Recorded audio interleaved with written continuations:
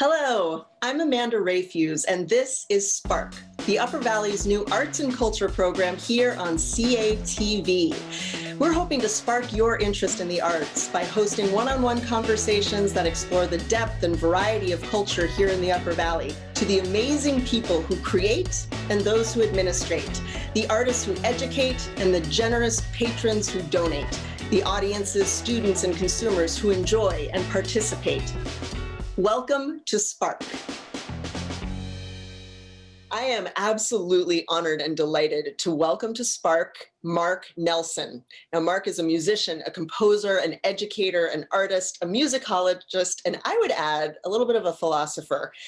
He has 30 years experience conducting instrumental and choral ensembles in schools, colleges, communities. He's been performing arts chair at 4 independent schools, conducted instrumental and choral ensembles, and as a composer, developed an interest in American experimental and electronic music traditions. He developed the instrumental music program at Lake Forest College, led brass, chamber, and new music ensembles at Wabash College, directed the orchestra at the Webb Schools, and conducted performances of Company, Les Miserables, the Three Penny Opera, and Working at various sites. He has launched an electronic music program at 2 colleges, 3 independent secondary schools, and he holds degrees from Yale, his BA, Princeton, his PhD, and Harvard, his Ed Masters, with additional graduate matriculation at Wesleyan. He's a very well-educated man. Now, we are so lucky to have Mark here in the Upper Valley, where he moved in 2014, and he has absolutely not only immersed himself in the region's musical life, but become a leader here, taking on the role of conductor, teacher, composer, and singer. He has been the music director for the Lyme Town Band since February of 2016. He leads the Upper Valley Music Center's Vivace ensemble, leads the Bach Study Group in Hanover, and of course, the Upper Valley Chamber Orchestra and Upper Valley community bands. Dr. Nelson is deeply committed to promoting music and love of music among ensemble members, audiences, and students. He's a music theorician, he is a composition expert, and brings a lot of joy to musical discovery. So you can learn about all of the things that we're going to talk about on this show by going to the Upper Valley Music, uvmusic.org, and a couple other resources that we'll mention throughout the show. Mark, so delighted and honored to welcome you to Spark. Thank you, Amanda. Nice to see you again. Nice to chat. Thank you. Absolutely. So I want to start off, first of all, asking you what music brings into people's lives. We'll start with the small questions. What does music bring into people's lives, both as individuals and as communities? Well, I guess it's fair to say it varies with the individual. And I guess one of the things I've learned in teaching as many different kinds of people as I have is that it's important to honor the wide variety of sensibilities of people out there, and what will really float the boat of somebody might prompt an allergy in somebody else. So it's both been interesting for me to kind of broaden the horizons of those I work with, and at the same time learn from the folks I work with. That is to say, I can't tell you, especially from young people, how many kids have come up to me and said, "Hey, Mr. Nelson, have you heard no." And I will say, "No, I have no idea what you're talking about. Can you?" And so it's been a lot of fun for me to kind of get with the programs of other people. That said,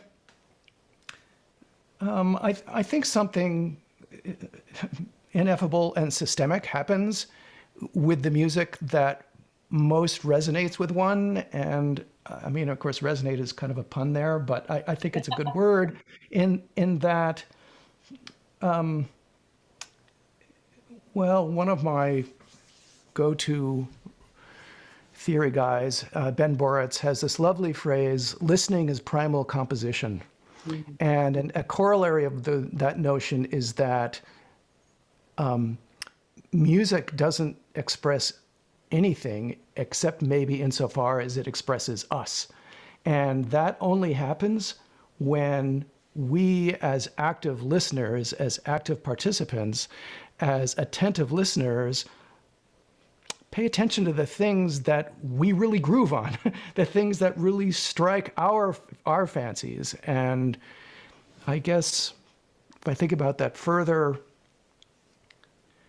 I was really lucky in that, on the one hand, I listened as a, say, a junior high school and senior high school student, I listened to The Doors, The Who, Cream, Jimi Hendrix, but my folks also had a complete 18 LP set of the organ music of Johann Sebastian Bach. And they had a long list or a long set of Berlioz orchestra pieces and a little bit of jazz. And so it was very routine for me to go, okay, I'm really interested in Tommy, but at the same time, I am interested in what my parents are listening to. And that was really helpful. And then I would say that, coupled with the opportunity to work with some really, really progressive, forward-looking choral conductors when I was younger, was invaluable. I mean, when I was a sophomore in high school, our guy did the entire Carmina Burana of Karl Orff, right? And we did this incredible Cantique de Noël, Arthur Honegger. It's this incredible piece. We had never heard of Honegger. We didn't know this piece, but this is an early 20th century piece, which essentially is a mélange of European old Christmas carols, and kind of mixed together in an interesting way with orchestra. And anyway, just to have people when you're younger nudging you to explore things that you know nothing about, I think is just an invaluable privilege. And I guess that's one of the larger responsibilities I take on for myself. Sort of saying, okay, yes, whether it's the bands or the Upper Valley Chamber Orchestra or whatever it might be, Vivace, those lovely kids I work with, I've introduced them to a lot of different things, and they've been fun to come along for the ride, I guess. Yeah. And along that line, I know when you and I have spoken in the past, one of the things that you've talked about that I really love is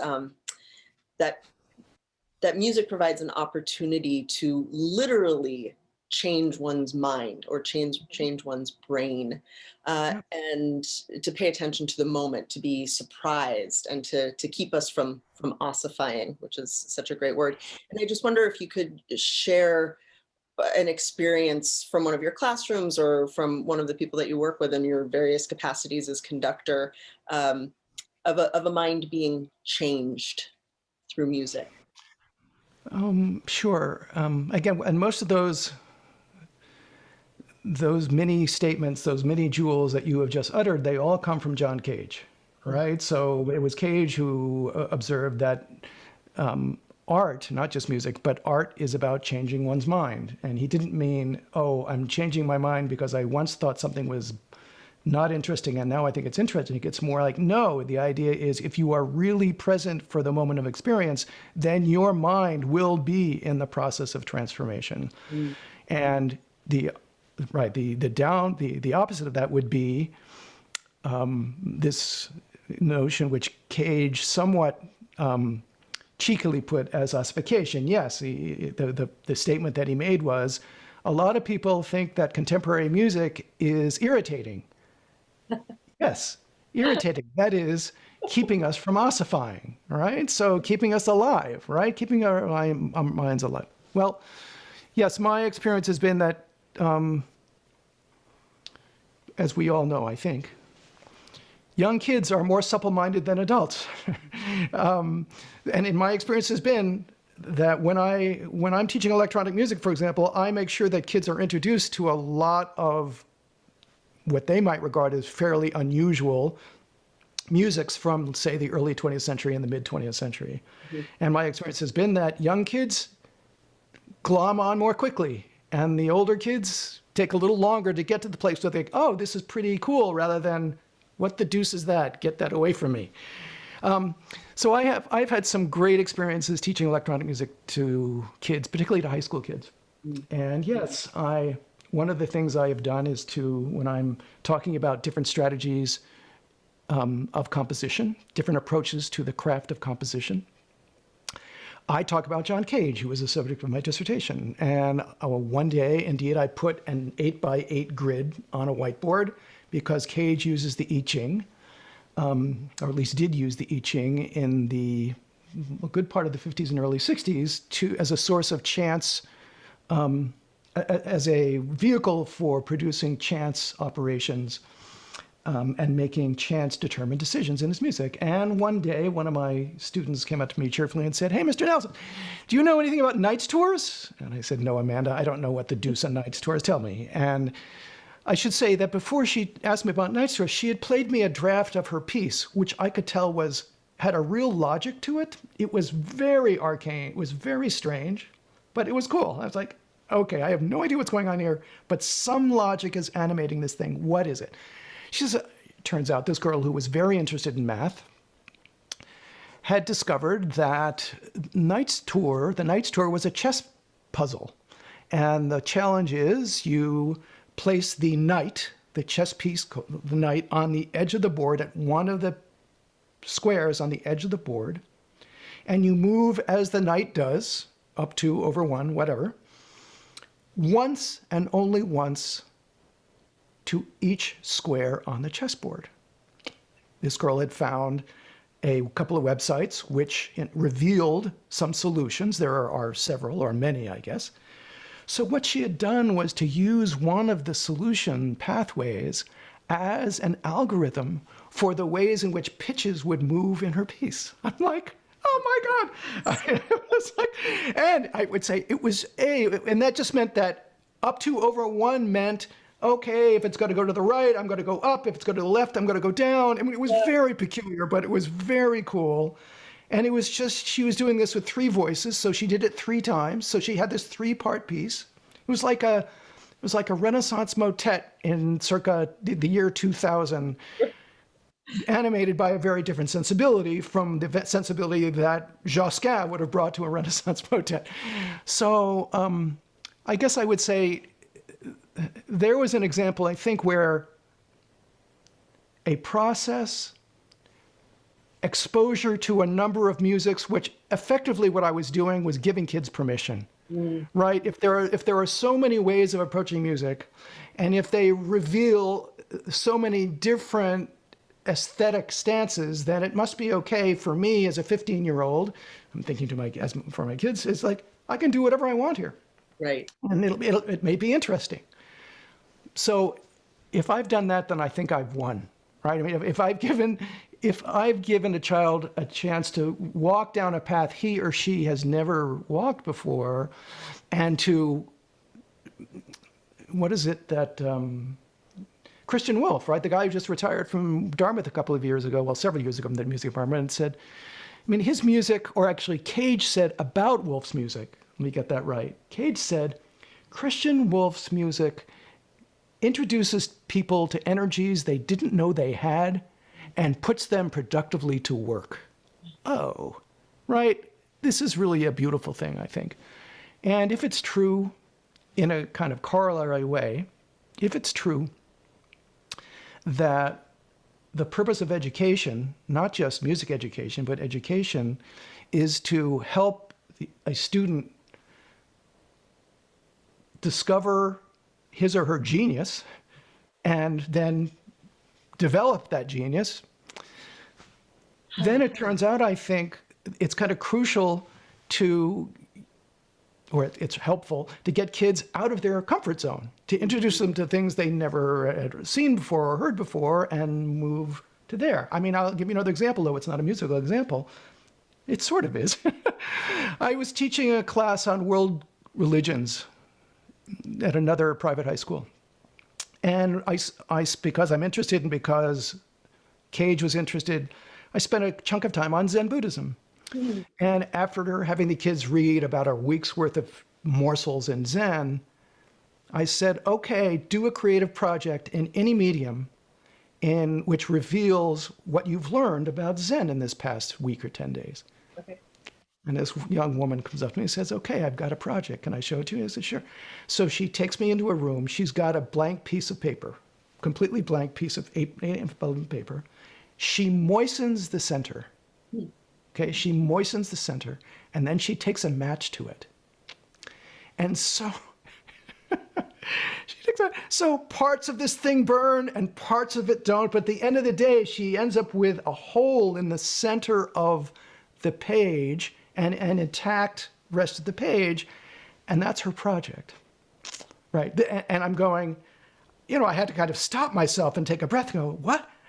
And then realize that, okay, here's this thing which has kind of happened in this moment. I can now see through this page. Yeah. So not only am I looking at the object, but I'm now, the object is now letting me see things I hadn't seen before. It was a very cool thing. Yeah. And it's just these, I guess for me, right, there's an analogy to make there, and there's a metaphor for just our experience as learners and teachers. If we can expand or transform our perspective, if we can learn about something that we didn't even know was out there before, then we have an opportunity for growth and discovery and learning and transformation. Yeah.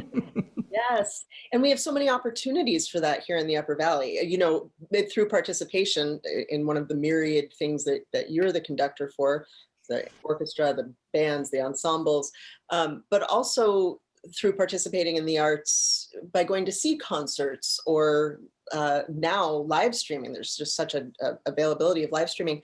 And you introduced me to a fantastic way of sort of opening the mind up to new music, particularly through the BBC3's station. I don't know if you want to talk a little bit about that, but just as another way of kind of opening your mind. A little bit. I mean, I don't need to shill for BBC3, but on the other hand, but I'm happy to do so because it has been such an amazing discovery for me. Yes, BBC3. First of all, the BBC3 radio program in general is just extremely vast. They have all kinds of things. They program opera, they program Renaissance, they program jazz, they program hip hop. I mean, there's an amazing range of things that they do. But in particular, the program that I mentioned to you and that I love is something called Night Sounds, which airs over there at 11 o'clock, but over here at like 6 o'clock. So it's easy to hear. And someone has put together this every night or every weeknight, puts together a series of pieces to listen to. And you never know what's coming next because it can be from anywhere. And usually there is some sort of subtle theme. But frankly, sometimes I can't track the theme and I don't really care because so many times I would say, I don't know, I've listened to a fair amount of music in my life, Amanda, and still the things that these people play for me, I rarely am familiar with them, really rare. Last night, they were playing some obscure piece by Zoltán Kodály, right? This wonderful early 20th century, late 19th century Hungarian composer, whom I really love, actually, but I had never heard this piece. Right. Followed by some, I can't even remember it all, but anyway, I find that, right, another metaphor for me is like when one's breath stops for a second, we go, oh. Right. When you encounter something which is so out of your own experience, and which is articulately and intelligently done, and you go, oh my God, that's out there also. What a great thing, right? I mean, it's just kind of extraordinary. So BBC3 Sounds has changed my world.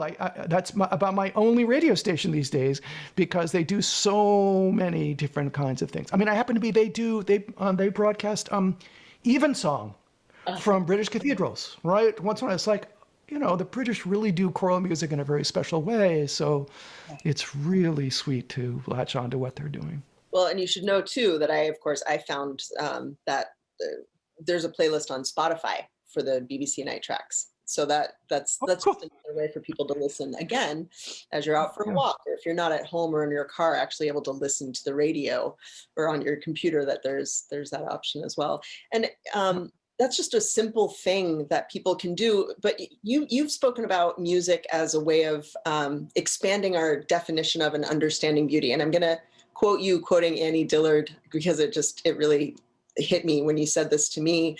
There are a lot of beautiful things out there if you're willing to expand your definition of beauty. And I think that was how that radio show came up when we were in conversation, is because it's a way of expanding your definition of beauty. I just wonder if there's any other thing that you would say to our viewers about and other ways that they might expand their definition of beauty through music. Oh gosh. I didn't even know you were that smart. Well, it makes me think actually now. I mean, because we're talking about opportunities in the Upper Valley after all. And I guess there are two sets of things I'm involved with now that are really close to my heart that I think fill in, will serve well this subject. One is the Bach Study Group, this group that's been meeting for almost 40 years now on Friday mornings. Wow. Oh, yeah. It's only been under my stewardship for the last maybe 3 years. But yeah, a woman named Joan Snell, who was a very fine musician, also happened to be a math professor's spouse. And she came up having trained at Westminster Choir College and so forth, and she started this group in, I don't know, I think it was about 1980. And what they do is they get together and they read a cantata or another major choral piece, sometimes the Passions, Matthew Passion, John Passion, B minor Mass. But for the most part, it's walking through the cantatas. And I have to say, there are 220 cantatas that survive. And when I started with this group, I knew maybe half a dozen of them. So for me, when we go in carefully, it's not as if we read one for 1 week and then we go on to the next. And we'll spend a month or two on one cantata. And what one discovers, because Bach was such a beast, such an incredible composer, you discover these things, both musical things, philosophical things, liturgical things, and we're doing this together. And it's frankly, Amanda, it's 40 people at least, sometimes more. I mean, it's 35 singers and another before the pandemic and another 12 to 15 instrumentalists. And that has just been a constant long-term discovery source for all of us that has been magical. And frankly, tomorrow morning, if the weather holds, and it isn't sleeting, we're going to be doing this driveway choir style, right? We'll be, right, the Choral Arts Foundation of the Upper Valley has purchased this wonderful set of equipment that allows choruses using wireless microphones to get together in their vehicles, but still we're together in the same square footage. So anyway, that's one. The other is coming up is there are two different virtual festivals. Both will be Zoomed. One is the second virtual choral arts festival. In December, the Choral Arts Foundation sponsored essentially a live 90-minute show in which a dozen or 13 local choral ensembles had submitted audio or videotapes. We played the tapes one after another with live interviews with the directors. It was very sweet. And for those of us who are in choral music, it was really a shot in the arm because we hadn't seen one another in a long time. We got a chance to hear what one another had been up to. That was cool.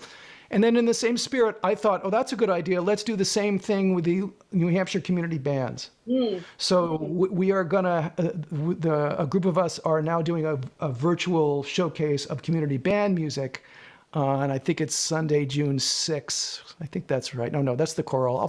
I'll get you the date.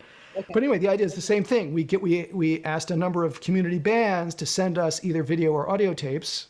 And this is in part driven by the Festival of New Hampshire Community Bands that used to happen, in person before the pandemic, once every year in October. We were up to about the 10th or 11th version, and of course we couldn't do it in 2020. Maybe we'll get to do it in the fall of 2021. But meanwhile, we said, let's just do it virtually. Yeah. And it's really cool to see every group is a different group of folks. Their sensibilities are different. Their skill levels are different. Their repertoires are different. And it's fun, and it is also inspiriting to connect with these people and hang with these people. Yes, and that sense of community that creation brings when you're performing together and when you're working together. Yeah. You're It was great. I have to say that the choral thing in December, the choral arts showcase was, we didn't realize what the effect was going to have on us, the participants. It was really, moving. it Yeah. exactly. It was really heartwarming, because we were doing something that was getting us together, but also showcasing the work that we've been devoted to for a long time. Yeah. Yeah. Brilliant. Well, Mark, thank you so much. And we'll make sure that we put links for the Choral Arts Foundation, and obviously the Upper Valley Music Center, choralaRtsUV.org is the Choral Arts Foundation site. And then Upper Valley Music Center, UVmusic.org is the Upper Valley Music Center site, in case people want to get in touch with you and find out how they can participate in some of these incredible ensembles and choral groups that you work with. Thank you so much for your time, for your talent, for your incredible belief in the power of music to expand our minds and our perspectives and to build community, and for the work that you're doing to ensure that that happens here in the Upper Valley. So grateful. Well, Amanda, thanks for inviting me, and thanks for your own championing of the arts activity in the Valley. It really is inspiring for all of us. We appreciate it. Thank you so much. You. And thank you. You've been watching Spark, the Upper Valley's arts and culture program here on CATV. And you can subscribe to CATV's YouTube channel, and you can learn more about each guest by visiting their websites listed in the episode descriptions. Thank you so much for watching Spark.